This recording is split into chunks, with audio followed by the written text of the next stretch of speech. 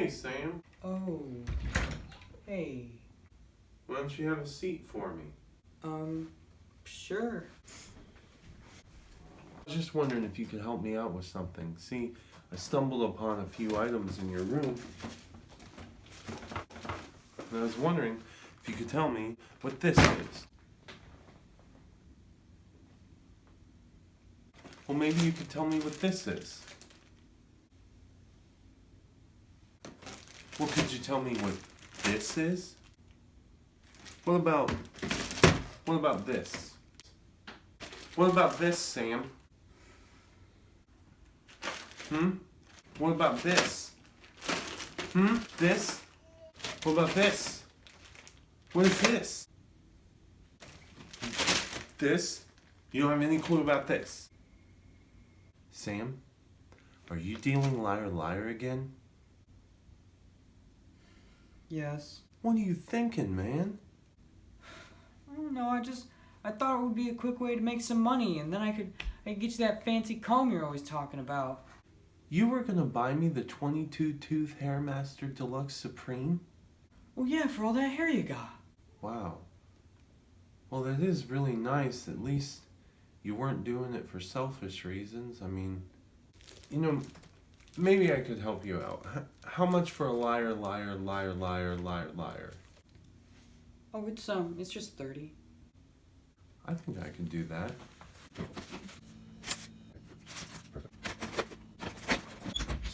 Later.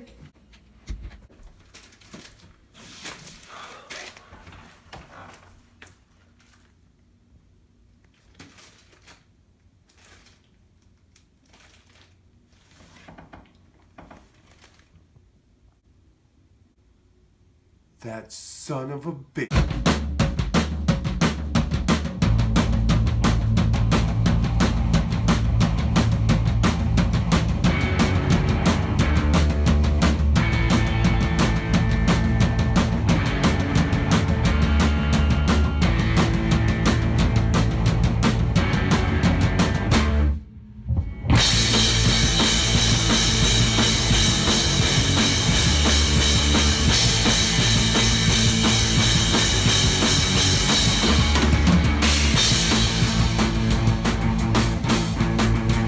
All the way from the home of the world's greatest sundial, let's hear it for your host, JD GREVING. Hey everybody, thanks for watching. This is JDHD. I am of course your host, JD. We're coming to you today from my doctor's office because I had an appointment that I forgot about, so we kind of had to improvise. Hey, how is that? Oh, it's 7 sec tips on how to please your man in a public transportation vehicle. You want to hear some of them? Aren't you my co-host? Oh, why yes I am. Let's hear it from my co-host, Sam Hartley. Hello. Tell him what today's theme is, Sam. Drugs. More specifically, marijuana. Weed. Yes, it seems like we're going to be waiting here for a little while, but there's a lot coming up, so stick around and we'll be right back.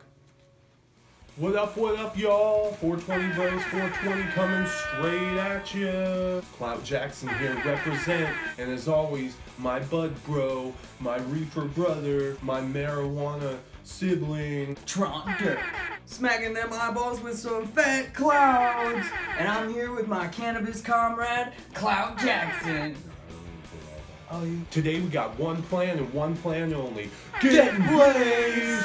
So we got this primo sticky icky. Some of that crunchy chronic. You know, some of them fire nugs, and we're about to get wrecked! That's right, this isn't some of your grandpa's weed. This ain't some of that Reggie Mint's ditch weed. This ain't some of your grandpa's weed. This is some of that weed that when weed dreams, it dreams about smoking this weed. Yeah, other weed sees this weed walking down the street and they're like, goals as AF, bro. This is the weed that Jeff Goldblum smokes. Really? Yeah, that's where I got it. So what time is it, Clout? It's about 4:19, Tron. Oh yeah! You know what time that means. Let's load up. Oh yeah!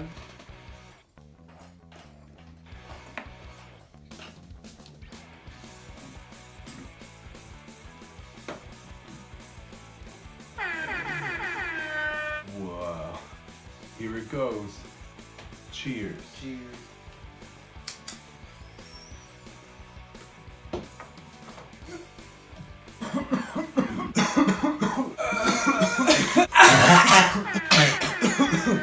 That's gonna do it for us. Be sure to like and subscribe. 420 Bros. 420 signing out.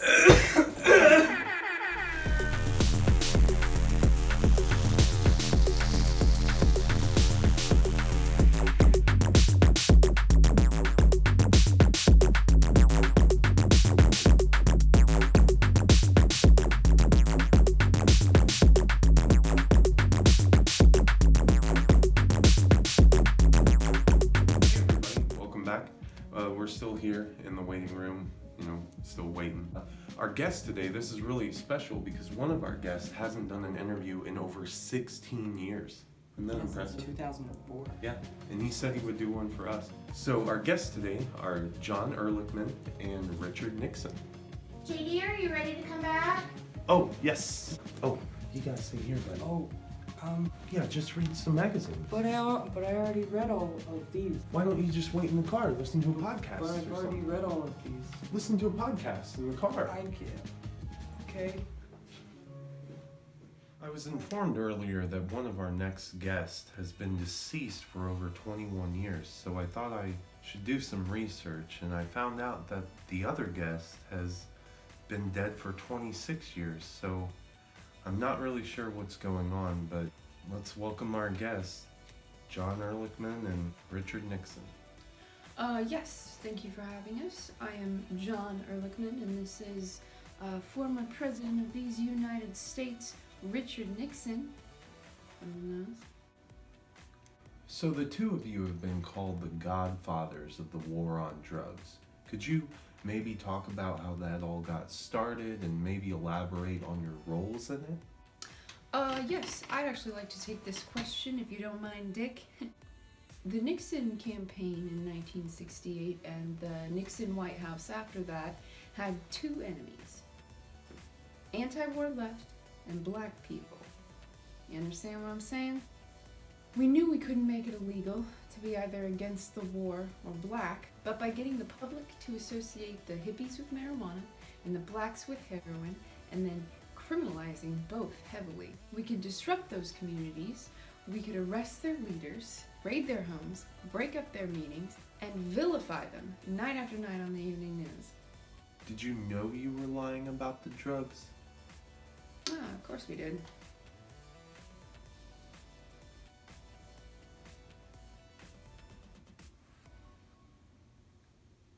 Get the fuck out of my house.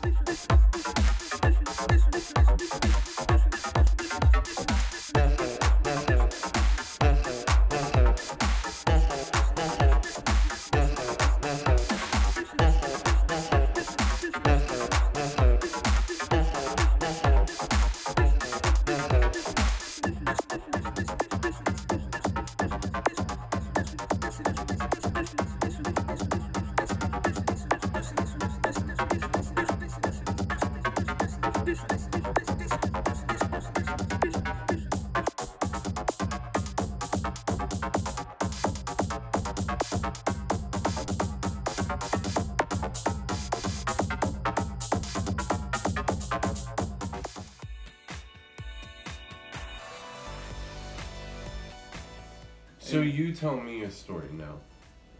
One time I tried to make edibles and I ruined like half an ounce of weed. Oh my god. Like I tried twice, and in the 2 times I ruined overall about a half ounce of weed. Didn't decarboxylate the weed.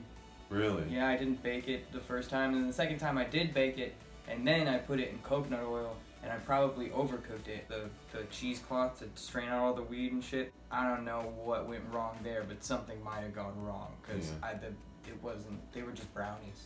Really? Like I just had normal brownies both times. The second time tasted a little bit more like coconut oil. Third time I got it right, sorta. It was me with my friend. We made some cookies, but instead of using baking powder, we used baking soda. We made the cookies shaped like biscuits, and they tasted like ass.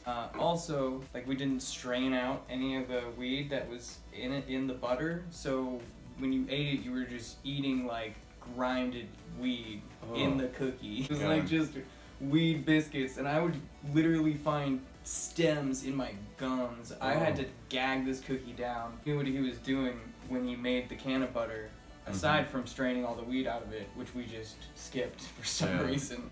Those were some of the strongest weed cookies I'd ever had in my life. Like, there was one night I just had like half of one, didn't talk to anybody. It was awesome. There's this movie called The Book of Love. It's got Jason Sudeikis in it. There's this part where he literally Googles how to make like weed food, and then it shows him just adding the pure nugs into a pot of chili or like soup, and then like just stirring it. It's like you Googled that and that's how you ended up making the Google it right now. That's not even close. We want to make edibles. Get an MFLB or like some sort of loose leaf vaporizer, whichever kind like you like. And then you'll just end up getting a bunch of ABV weed and it's good to go for edibles. I don't understand any of those letters. Have you ever bought weed? Yeah, I bought some weed. What's the weirdest experience buying weed? Alright, so there was this one time I was at work and I had a stomach ache. My brother was hanging out in my car. On lunch, I went out and I was like, let's go find some weed. I had $20 and I was getting like $20 grams at the time. There was just like a group of guys hanging out and my brother went up and was like, any of you guys got weed? I got $20. And a guy like, was like, yeah, I do. And like put his hand out and just like plopped weed, like some sweaty ass weed. And I was just like, oh, okay. I smoked it and it did not really do anything. That's the worst. Yeah. Not good. Who knows what it was? Sweaty. All the terpenes are still in his palm. Yeah, no kidding. Have you ever smoked some weed? Have I ever smoked some weed? Yeah. This is your first time smoking weed? Yeah. One time I smoked weed and I got really high. Damn. Yeah, it was crazy. Wow. No, but when I first started buying weed, it was $20 a gram, which it was never worth $20 a gram. It's never worth $20 a gram. And I finally found a person who would sell it for 10, and I was really excited, so I'd buy from him all the time. And I never really knew about weed, and I would never get high, so I eventually had to Google, do stems and leaves get me high? Oh because my that's God. all he would sell me. Like 2 tiny little nugs and a whole gram of just shake. It tastes so bad. Huge discount. Yeah, I'll sell you a $10 bag of crap. He just raked it up outside. Here you go. But it got me high though, because I never smoked. There you go. It worked. It works. I'm glad it's legal. Did I ever tell you about the first time I sold weed? No. Okay. It was like my first year doing stand-up comedy, and Brian Posehn was in town, and I was in the comedy room, and he saw me, and he said, do you know where I could get some weed? I had no idea where I could get weed, but I said yes, and I was like, yes, I know where to get weed, and I called just everybody I knew. The closest number in my phone, I had to call 2 more people to actually get the actual guy. I was like, hey dude, I need some weed. And he was like an eighth. And at the time, I didn't know what that meant. I was like, yeah. And I need it like in the next 30 minutes. And he was like, oh no, I can't do that. And then I was like, oh, it's for Brian Posehn. And he got there in like 15 minutes. He had brought like 2 friends with him, which made it more impressive. I met them outside. Oh, okay. They were getting out of the car and they all got out of the car. Here's the weed. And I was like, all right, sweet. And I had never touched the stuff. And I just did this kind of dick move because I was like, actually, Mr. Posehn is a little tired from his show, so he's not seeing anyone. I didn't want to have this fuck up in front of them and him. So anyway, I was like, how much? They handed it to me, and I was like, how much do I owe you? And they kind of look at each other, and they're like, 80? And I was like, okay. They left, and I'm walking into the comedy room, and I see Brian Posehn, and I'm like, hey, I got that stuff for you. And he goes, sweet, thanks. And puts it in his pocket and then just walks into the green room. I had to take the loss, but the great thing was that night, I ended up hanging out with Brian Posehn like all night at a bar. And then he brought it up. He was like, oh, what's up with that weed? And I was like, dude, I gotta tell you, I've never smoked this stuff. I just wanted to be friendly or whatever. He was like, I understand, or however he talks. He was like, they charged you $80 for a $60 aid, and he gave me $100. Did you smoke that time? Is that your first time you ever smoked? No, It should have no, been. it should have been. While we were hanging out, my friend was in a band called Led to Slaughter. Brian Posehn's a huge metalhead, so I had him call and leave a voicemail saying, Led to Slaughter rules. In retrospect, that is the dumbest thing I could have asked Brian Posehn to do, and he did it. Brian Posehn is the coolest comedian I've ever met. Hey everybody, still here in my doctor's office, in the exam room. I only have a minute here, so I gotta make this kind of short. Our musical guest today, I swear, is gonna be one of your new favorite bands. And they're called the Buncha Bastards, and you're gonna like them. Please enjoy our time with the Buncha Bastards. Hey honey, do you think we have enough coffee? For what? Oh, for our musical guest today. It's a lot of folks, and they could possibly be mean or born out of wedlock or something.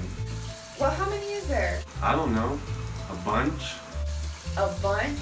That's not very specific. Oh, I agree, but that's the name of the band, the Buncha Bastards. You invited a band called the Buncha Bastards? Do you think we have enough toilet paper? Hey, Hi. Who are you? we're the Buncha Bastards. It's just the two of you? Yep. Yeah. Come in. As stated at the door, we're the Buncha Bastards. I'm Nick Lee. This is Sarah Quinn. Hi. This is Baby. Caroline. What is the name of the song? It's called Someone Who Could Leave.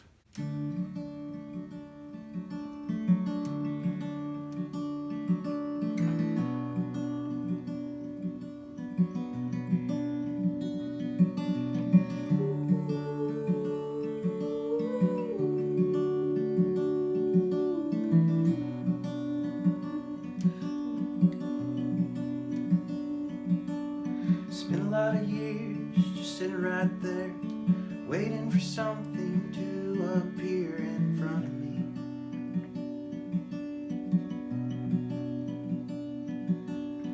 Married to a bride that I never took, like the hallowed pages of an ancient book I'll never read.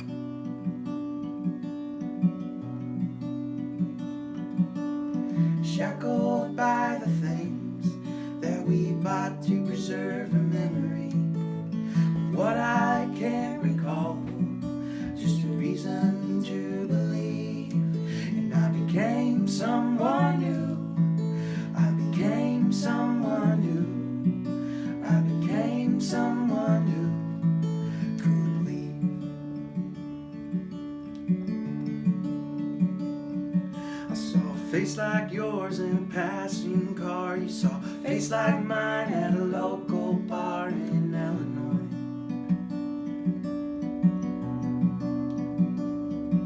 So I waved goodbye to the wind as you bought a shot for that man I looked like.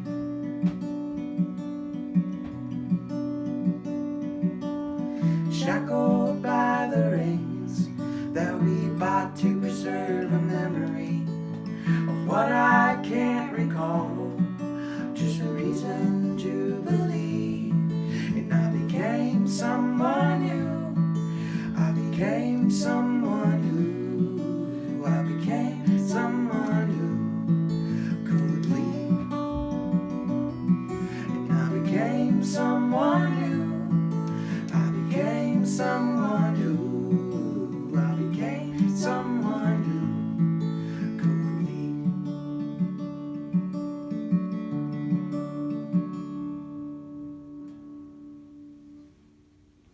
Yeah.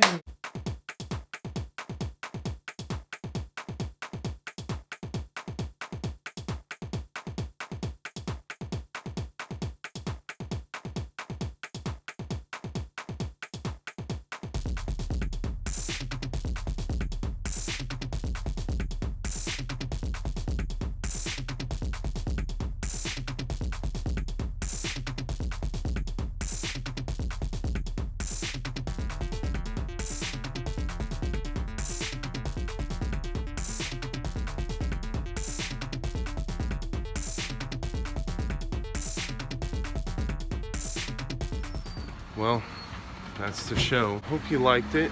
I had a lot of fun, I guess. Bop, boop, bop, ba bow, we are a bop, you that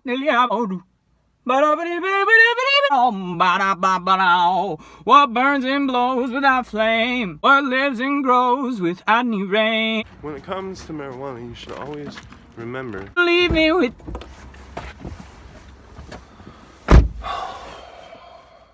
So how was the doctor? I don't want to talk about it. I like my mismatched socks, Dad. I'm just a doubt fast, outcast, honest hodgepodge, ensemble collage, an odd entourage that embodies a cause. Human at my finest, open to mindful kindness, hoping to finish fineness and kindred kin my kind. Yes, we're fucking doing our best. All right, 1, 2, 3, go. JDHD.